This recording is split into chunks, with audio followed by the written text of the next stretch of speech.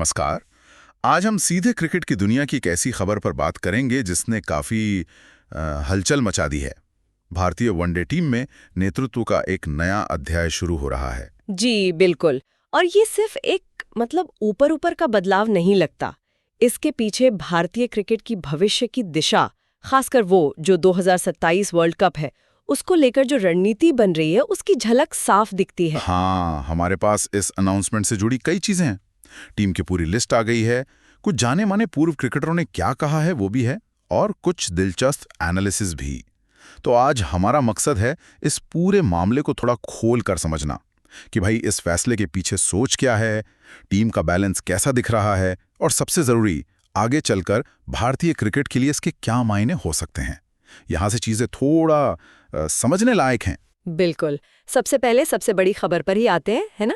हाँ, वो खबर जिसने शायद सबसे ज्यादा ध्यान खींचा, शुभमन गिल।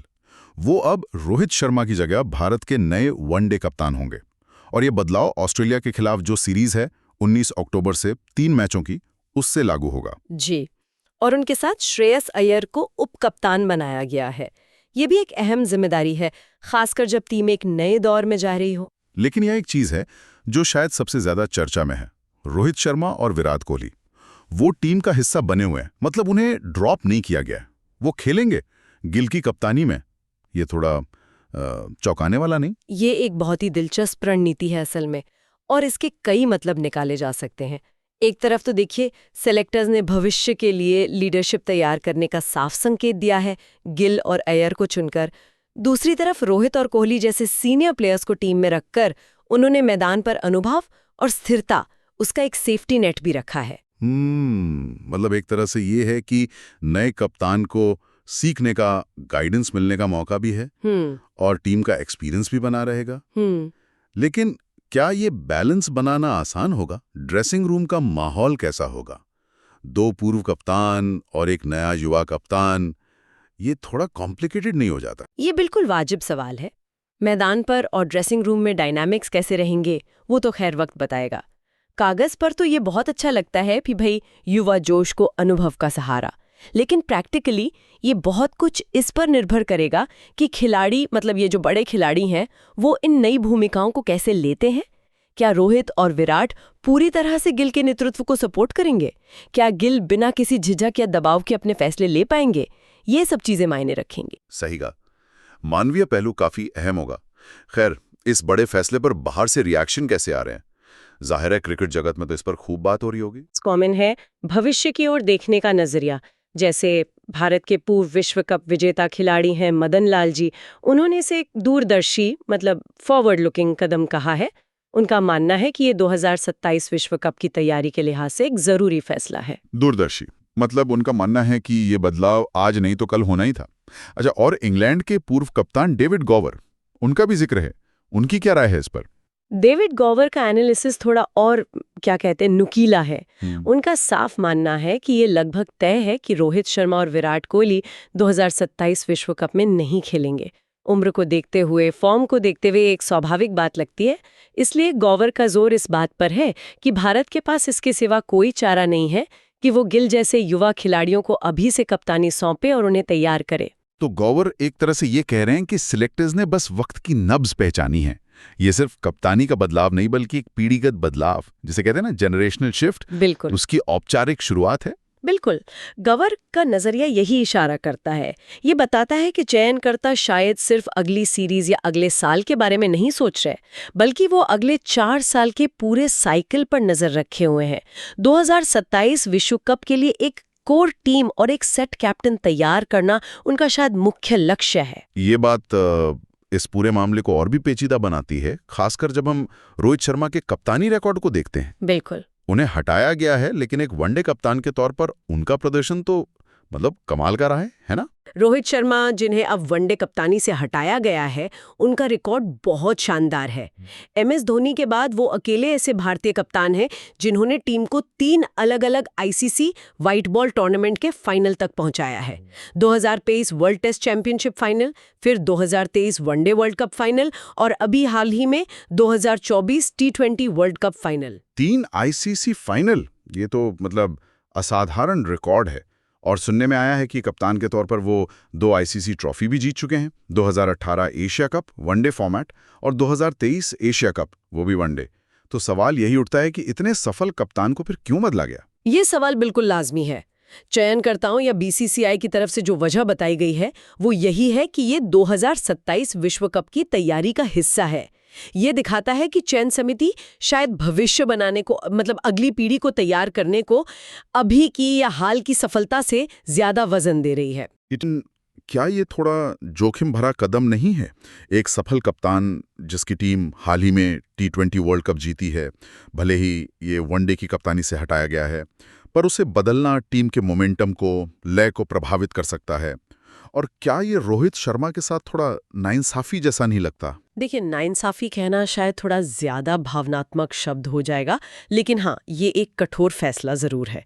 अगर चयनकर्ताओं के नजरिए से देखें तो शायद उन्हें लगा कि अगर बदलाव करना ही है तो वर्ल्ड कप के ठीक बाद का समय सबसे सही है, ताकि नए कप्तान को अगले बड़े टूर्नामेंट्स जैसे चैंपियंस ट्रॉफी 2025 और फिर वर्ल्ड कप 2027 उसके लिए तैयारी का पूरा वक्त मिले।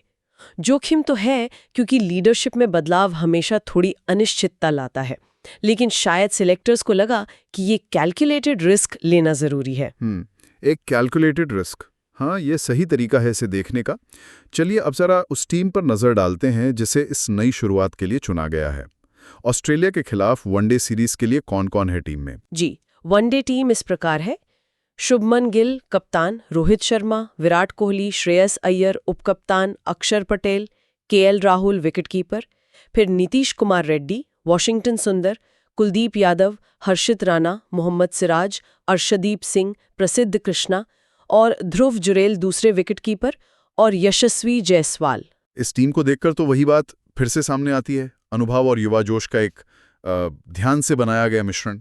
गिल और अय्यर लीडरशिप में, लेकिन रोहित, कोहली, राहुल जैसे सीनियर खिलाड़ी मौजूद हैं।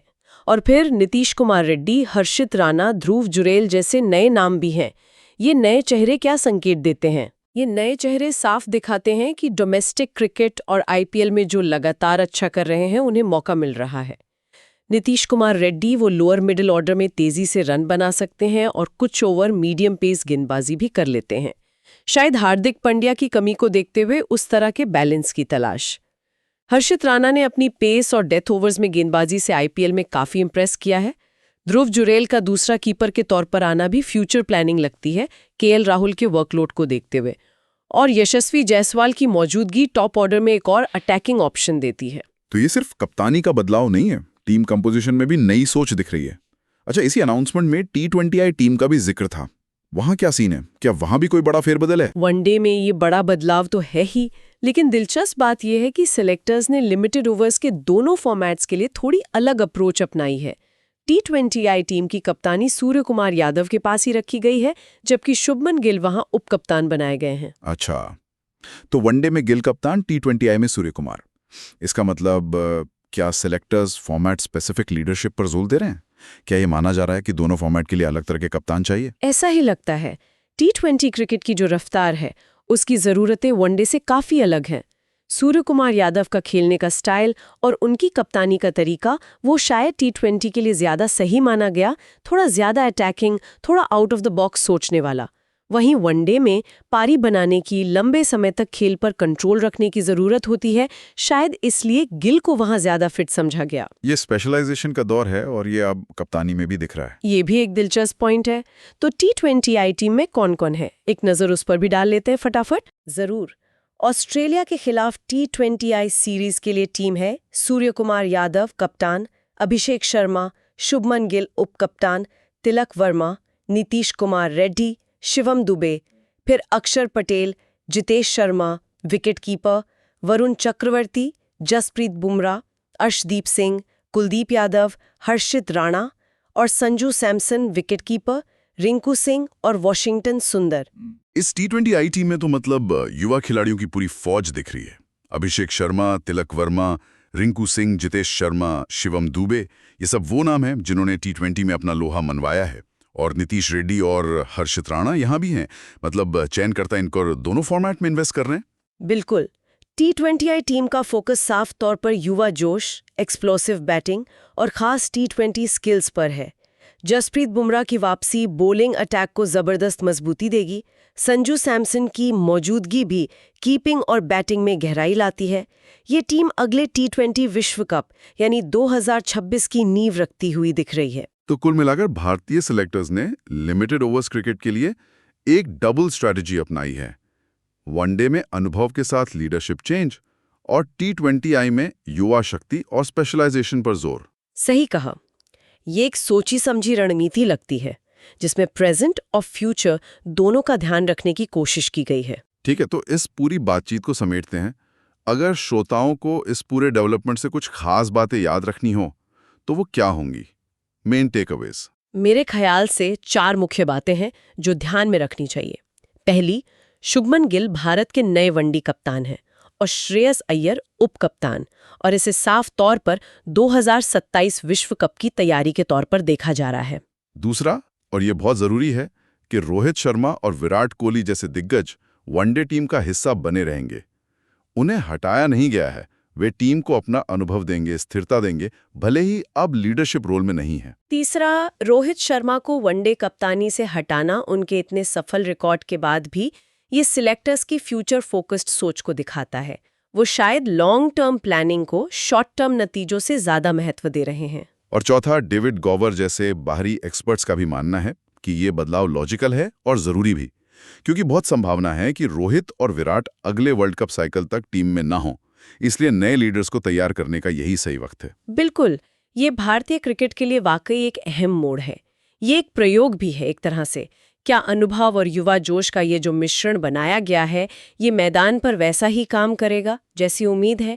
क्या ये भारतीय क्रिकेट को अगले लेवल पे ले जाएगा? हाँ, ये देखना वाकई दिलचस्प होगा कि ये बैलेंस कैसे काम करता है।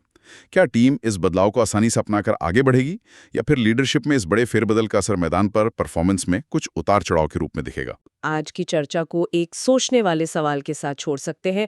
क्या अनुभव को साथ रखते हुए नए नेतृत्व को तैयार करने की ये जो रणनीति है, जिसमें 2 पूर्व कप्तानों का साया एक तरह से नए कप्तान पर रहेगा, क्या ये वाकई सफल हो पाएगी, या फिर टीम के 2 सबसे बड़े बल्लेबाजों के डायरेक्ट लीडरशिप से हटने के बाद ये बदलाव कहीं अनजाने में टीम के अंदर एक ऐसी अस्थिरता तो पैदा नहीं कर देगा जिससे उबरने में वक्त लगे? इसका जवाब तो वक्त ही देगा, लेकिन भारतीय क्रिकेट का ये नया चैप्टर देखना दिलचस्प जरूर होगा।